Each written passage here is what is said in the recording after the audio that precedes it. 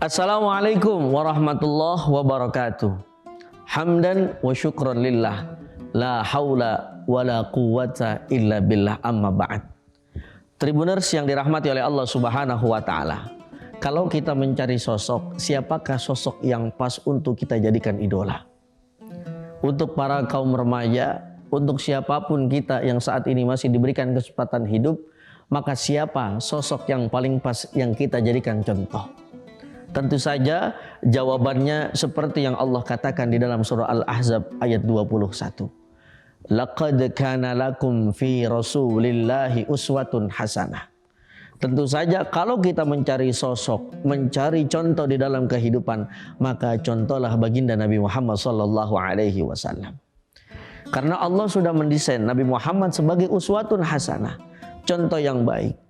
Dari apa kita bisa mencontoh Rasulullah Sallallahu Alaihi Wasallam? Dari segi aspek kehidupan.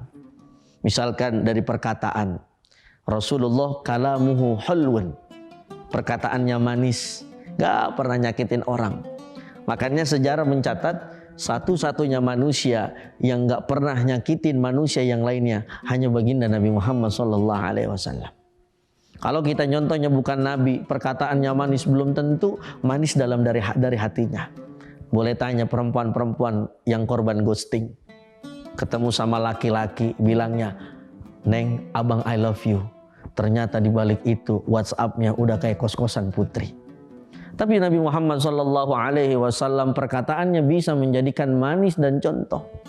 Gak pernah keluar dari mulut Rasulullah Sallallahu Alaihi Wasallam perkataan yang mencela, perkataan yang menyakiti, perkataan yang membuat orang lain kesel. Makanya di bulan suci Ramadan ini termasuk kita dijadikan daripada bulan pendidikan untuk mendidik mulut-mulut kita jangan sampai keluar kalimat-kalimat tercela. Ketika kita melihat satu orang tidak cocok dengan kita, maka kita tahan omongan kita tahan mulut kita, jangan sampai keluar omongan yang memang menyakiti orang yang kita tidak sukai. Lalu baginda Nabi Muhammad Sallallahu Alaihi Wasallam bisa jadikan contoh dari mana? Dari tingkah laku ataupun perilakunya. Bayangkan ada kitab namanya Asy-Syama'il Muhammadiyah yang dikarang oleh Imam At-Tirmidzi. Ketika dulu sahabat Rasulullah Sallallahu Alaihi Wasallam melihat perilaku Nabi Muhammad Sallallahu Alaihi Wasallam, langsung semuanya jatuh cinta. Kenapa orang-orang zaman dulu yang hidup bersama Rasul jatuh cinta? Karena begitu mulia akhlak dari Nabi Muhammad sallallahu alaihi wasallam. Meskipun orang kafir Quraisy ingin menjatuhkan, meskipun orang kafir Quraisy ingin membunuh sekalipun Rasulullah sallallahu alaihi wasallam, apakah Rasul membalas kejelekan dengan kejelekan? Tidak, Rasul membalas kejelekan dengan kebaikan. Tribuners yang dirahmati oleh Allah Subhanahu wa taala. Maka ini adalah fenomena yang harus terus kita bangun.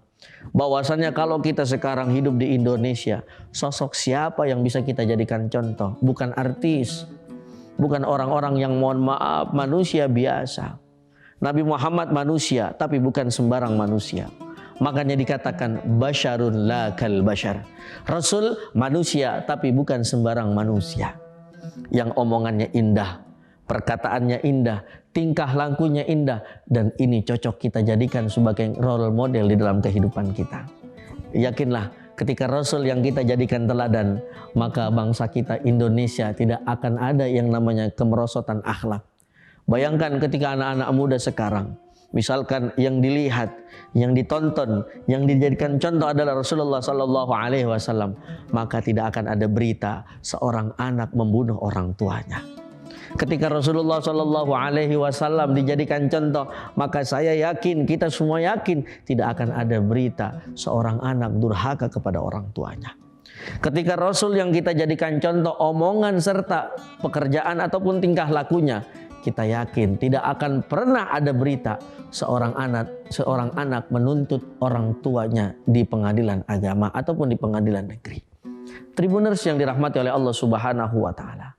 Maka dari itu di bulan penuh dengan berkah ini kita jadikan Rasulullah Sallallahu Alaihi Wasallam sebagai contoh. Apalagi Rasulullah Sallallahu Alaihi Wasallam sebagai orang yang nanti memberikan syafaat kepada kita. Syekh Imam Ahmad Al-Busiri di dalam kitabnya Al-Burda Al-Madih mengatakan, huwal habibul ladzi turja syafa'atuhu.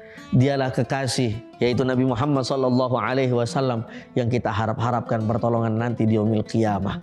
Mudah-mudahan dengan kita mencontoh akhlak mulia dari Rasulullah SAW, kita, keluarga kita, lingkungan kita terbentuk sehingga karakter seperti Nabi Muhammad SAW.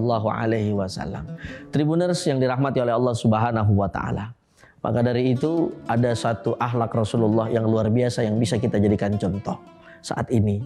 Mungkin ketika saat ini kita sudah berbuat kebaikan, namun dijelek-jelekan oleh orang lain, maka yang harus kita tanamkan adalah jangan balas keburukan dengan keburukan, tapi kita balas keburukan dengan kebaikan. Ketika ada orang menzalimi kita, ketika ada orang menyakiti kita, maka contohlah Rasulullah SAW, tidak membalas kezaliman dengan kezaliman, tidak membalas kedendaman dengan kedendaman. Mudah-mudahan kita termasuk min zumrati umat Nabi Muhammad SAW sehingga dapat berkumpul di surganya Allah Subhanahu wa Ta'ala dengan Rasulullah SAW. Amin ya rabbal alamin. Wallahul muwaffiq ila aqwamit thoriq. Wassalamualaikum warahmatullahi wabarakatuh. Terima kasih sudah nonton. Jangan lupa like, subscribe, dan share ya.